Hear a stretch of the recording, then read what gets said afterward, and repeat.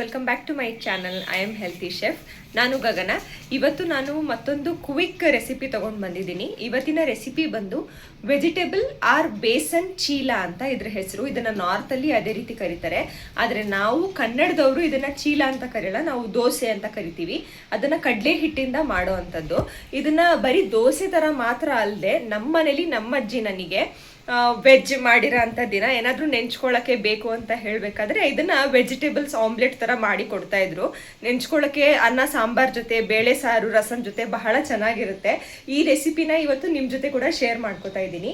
ಹೇಗಿರುತ್ತೆ ಈ ರೆಸಿಪಿ, ಏನೇನು ಇಂಗ್ರೀಡಿಯೆಂಟ್ಸ್ ಬೇಕಾಗುತ್ತೆ ತೋರಿಸ್ಕೊಡ್ತೀನಿ ಬನ್ನಿ. ಸೊ ಗೈಸ್, ವೆಜಿಟೇಬಲ್ ಬೇಸನ್ ಚೀಲ ಮಾಡೋಕ್ಕೆ ಬೇಕಾಗಿರುವಂತಹ ಇಂಗ್ರೀಡಿಯೆಂಟ್ಸು: ಸ್ವಲ್ಪ ಕೊತ್ತಂಬರಿ ಸೊಪ್ಪು, ಒಂದು ಬೌಲಷ್ಟು ಕಡಲೆ ಹಿಟ್ಟು, ಈರುಳ್ಳಿ, ಒಂದು ಟೊಮೆಟೊ, ಒಂದು ಕ್ಯಾರೆಟ್, ಇಲ್ಲಿ ನಾನು ಜೀರಿಗೆ, ಬಿಳಿ ಎಳ್ಳು ಮತ್ತು ಓಂ ಕಾಳನ್ನ ತೊಗೊಂಡಿದ್ದೀನಿ, ಸ್ವಲ್ಪ ಉಪ್ಪು, ಖಾರದ ಪುಡಿ, ಅರಿಶಿನ ಪುಡಿ, ಇದು ಕೊಬ್ಬರಿ ಕಾಯಿನ, ಹಸಿ ಕೊಬ್ಬರಿನ ನಾನು ಸ್ವಲ್ಪ ತಗೊಂಡು. ಸೊ ಗೈಸ್, ಬರೀ ಇಷ್ಟೇ ವೆಜಿಟೇಬಲ್ಸ್ ಅಲ್ಲ, ಇದಕ್ಕೆ ನೀವು ನಿಮ್ಮ ಮನೇಲಿರುವಂತಹ ಎಲೆಕೋಸು, ಬೀಟ್ರೂಟು ಮತ್ತು ದಪ್ಪ ಮೆಣಸಿನ್ಕಾಯಿ, ಈ ರೀತಿ ಇನ್ನೂ ವೆಜಿಟೇಬಲ್ಸ್ನ ಆ್ಯಡ್ ಮಾಡ್ಕೋಬೋದು. ನನ್ನ ಹತ್ರ ಇವಾಗ ಸದ್ಯಕ್ಕೆ ಇಷ್ಟೇ ವೆಜಿಟೇಬಲ್ಸ್ ಇರೋದು, ಅದಕ್ಕೆ ನಾನು ಅಷ್ಟನ್ನು ಮಾತ್ರ ಹಾಕೋತಾ ಇದ್ದೀನಿ. ನೀವು ಎಷ್ಟು ಹೆಚ್ಚಿಗೆ ವೆಜಿಟೇಬಲ್ಸ್ ಹಾಕಿದ್ರೂ ಇದು ಅಷ್ಟೇ ಹೆಲ್ತಿ ಮತ್ತು ಅಷ್ಟೇ ಟೇಸ್ಟಿಯಾಗಿ ಕೂಡ ಇರುತ್ತೆ. ಈಗ ಇದನ್ನು ಹೇಗೆ ಮಾಡೋದು ನೋಡೋಣ ಬನ್ನಿ.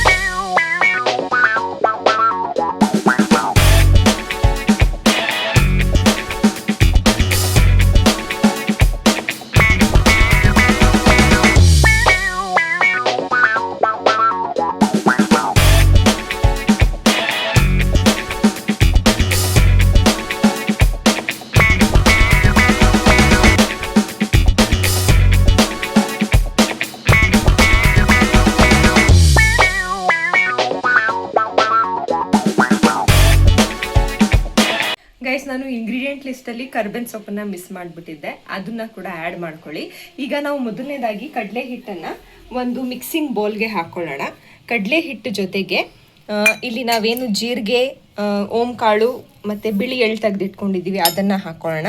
ಹಾಗೆ ಈ ಸ್ಪೈಸಸ್, ಉಪ್ಪು, ಖಾರದ ಪುಡಿ, ಅರಿಶಿನ ಪುಡಿನ ಹಾಕ್ಕೊಂಡು ಮೊದಲು ನೀರು ಹಾಕಿ ಮಿಕ್ಸ್ ಮಾಡ್ಕೊಳ್ಳೋಣ.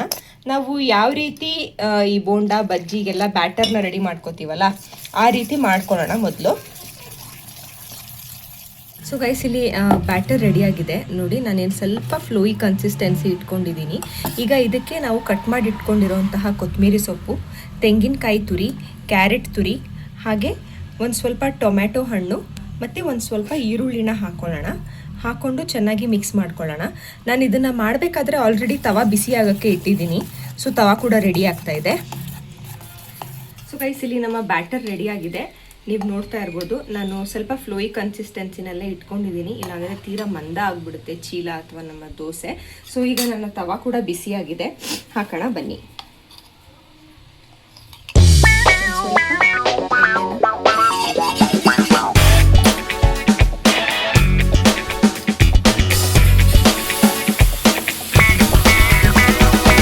ಎಷ್ಟು ತೆಳ್ಳಿಗೆ ಬೇಕೋ ಅಷ್ಟು ತೆಳ್ಳಿಗೆ ಸ್ಪ್ರೆಡ್ ಮಾಡ್ಕೊಳ್ಳಿ.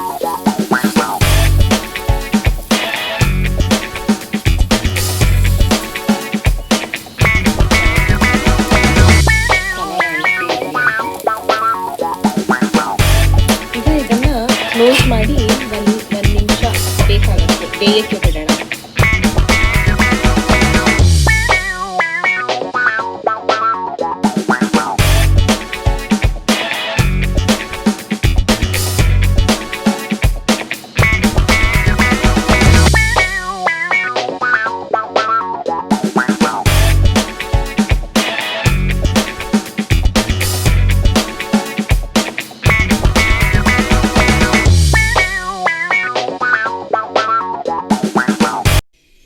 ಸೊ ಗೈಸ್, ಇಲ್ಲಿ ನಮ್ಮ ಕಡಲೆ ಹಿಟ್ಟು ವೆಜಿಟೇಬಲ್ ದೋಸೆ ರೆಡಿಯಾಗಿದೆ. ಇದನ್ನು ನೀವು ಚಟ್ನಿ ಜೊತೆ ಸರ್ವ್ ಮಾಡ್ಬೋದು. ಇದಕ್ಕೆ ಬೇಕಾದರೆ ನೀವು ಸಬ್ಬಕ್ಕಿ ಸೊಪ್ಪು, ಅಂದರೆ ಸೊಪ್ಸಿಗೆ ಸೊಪ್ಪು ಅಂತ ಏನು ಹೇಳ್ತೀವಿ, ಅದನ್ನು ಕೂಡ ಆ್ಯಡ್ ಮಾಡಿ ಈ ದೋಸೆನ ರೆಡಿ ಮಾಡ್ಕೋಬೋದು. ಇದನ್ನು ನೀವು ಮಕ್ಕಳಿಗೆ ಟಿಫನ್ ಆಗಿ ಅಥವಾ ಲಂಚ್ ಬಾಕ್ಸಿಗೆ ಕೂಡ ಹಾಕಿ ಕಳಿಸ್ಬೋದು. ಇತ್ತೀಚಿನ ದಿವಸಗಳಲ್ಲಿ ಸ್ಕೂಲಲ್ಲಿ ಹೆಲ್ತಿ ಸ್ನ್ಯಾಕ್ಸ್ ಕಳಿಸಿ, ಹೆಲ್ತಿ ಟಿಫನ್ ಕಳಿಸಿ ಅಂತ ಹೇಳ್ತಾ ಇದ್ದಾರೆ. ಎಲ್ಲ ಕಡೆ ಹೆಲ್ತ್ನ ಪ್ರಮೋಟ್ ಮಾಡ್ತಾ ಇದ್ದಾರೆ.